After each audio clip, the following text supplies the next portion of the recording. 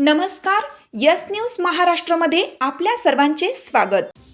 प्रभाग क्रमांक 1 मध्ये आज Republican party of India Athawale गटाकडून शीतल शिंदे सोनकांबळे यांनी फॉर्म भरलेला आहे. आपल्यासोबत आज ते जुळलेल्या प्रचारामध्ये त्यांचा प्रचार क्रमाने चालू आहे. काही सर्वप्रथम आमच्या चॅनलमध्ये तुमचं स्वागत आहे. कशा पद्धतीने प्रचार चालू आहे, प्रभाग 1 मध्ये फिरत आहेत, काय सांगण्यात येतात? प्रचार तर आमचा अतिशय चांगला चालू आहे. लोकांची प्रतिसाद बी आम्हाला चांगली भेटत आहे आणि आशा करतो की असाच प्रतिसाद आम्हाला ह्याच्या पुढेही भेटावा.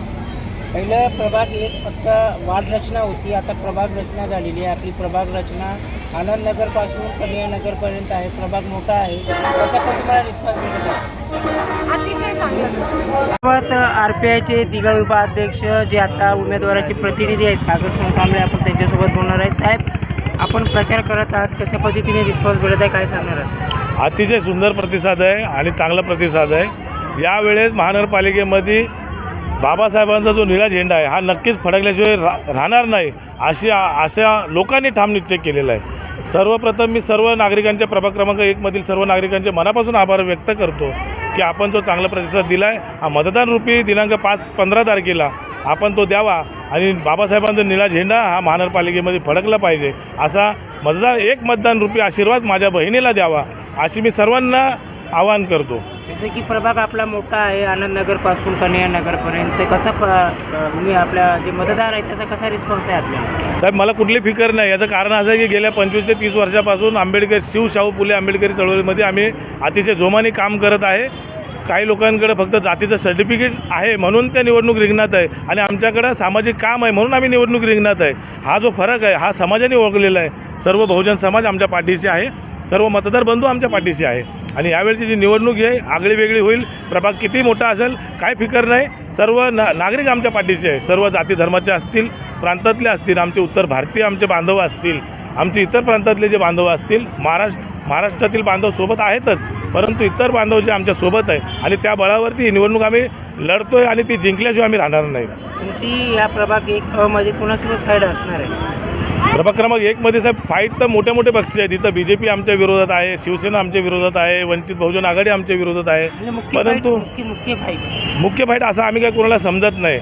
मुख्य फाईट आमची जे प्रस्थापित या ठिकाणी जे होते, ज्यांनी या ठिकाणी समाजाला आतापर्यंत अंधारात ठेवलं, खोट्या खोट्या आश्वासनं देऊन बऱ्याचशा लोकांना भूलथापा देऊन जे निवडून यायचे, कुठंतरी इथं घराणेशाही संपली पाहिजे, प्रस्थापितांचं राज्य कुठंतरी थांबलं पाहिजे. जे खरा चळवळीचा जो कार्यकर्ता आहे तो महानगरपालिकेमध्ये पोचला. जर पूर्ण नोव्हेंबरमध्ये RPI BJPची युती आहे तर साहजिकच आहे आमचे नेते त्यांचा प्रचार करतील. याबद्दल मला काही वाईट वाटायचं कारण नाही. कारण माझ्या पाठीशी आपल्या नेत्यांपेक्षा मायबाप जनता आणि संपूर्ण समाज माझ्या पाठीशी आहे. त्यावर माझ्या समाजावर अभिमान वाटतो की मी केलेलं जे काम आहे, रात्र गेल्या 25 वर्षापासून मी घरात झोप देखील मी शांतपणे घेत नव्हतो. कुणाचाही फोन आला, कुणाचाही काही काम असो, हॉस्पिटलपासून पोलीस स्टेशनपासून कुठलंही काम असू द्या, झोपडपट्टीमध्ये कोणाच्याही अडीअडचणीनं मी प्रत्येक वेळेस धावून गेलो आहे. त्याचं चीज या निवडणुकीमध्ये आपल्याला दिसून येणार आहे.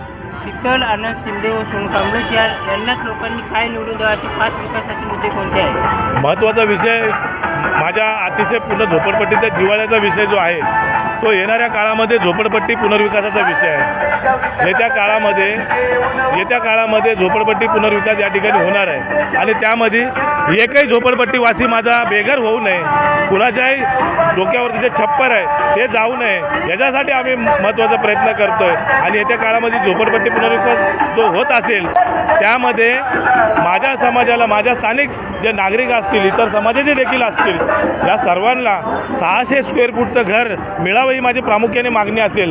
त्यानंतर या ठिकाणी महिला सक्षमीकरणासाठी आम्ही काम करतो आहे. त्यानंतर नशामुक्ती केंद्रासाठी काम करतो आहे. आपण पाहत असाल झोपडपट्टी प्रभागामध्ये बरेचसे आमचे जे नवयुवक असतील हे नशेच्या आहारी कुठंतरी गेलेले आहेत, ते कुठंतरी थांबलं पाहिजे. महिलांवरती अत्याचार आहेत हे कुठंतरी वाढत चाललेले आहेत. पण या ठिकाणी स्थानिक पोलीस स्टेशन अतिशय चांगलं आहे, पण काही लोक नशेच्या आहारी जाऊन त्या ठिकाणी मरण पावतात. बऱ्याचशा गोष्टी आपण या ठिकाणी करू शकतो आणि अनेक अजेंडे आमचे समाज विकासाच्या माध्यमातून या ठिकाणी आम्ही करणार आहे. मित्र पक्षाचा घात केला असं तुम्हाला म्हणायचं आहे? कुठल्या प्रकारे घात मी समजत नाही, कारण ती जी त्यांची नीती आहे ती या सर्व महाराष्ट्राला काय पूर्ण जगाला माहिती आहे. चळवळीतला कार्यकर्ता मोठा होऊ द्यायचा नाही हे त्यांनी ठाम ठरवलेलं आहे.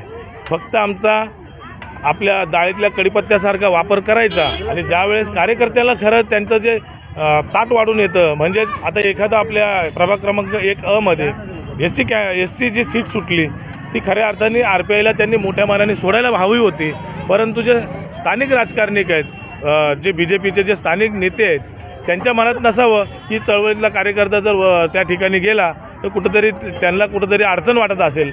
आणि हे आम्हाला 100% खात्रीच नाही तर 100% ही सर्व माहिती आहे आणि मला कोणालाही दोष द्यायचा नाही. या ठिकाणी आदरणीय गणेश नाईक साहेब असतील, माझे सर्व नेते असतील, यांनी खूप प्रयत्न केला.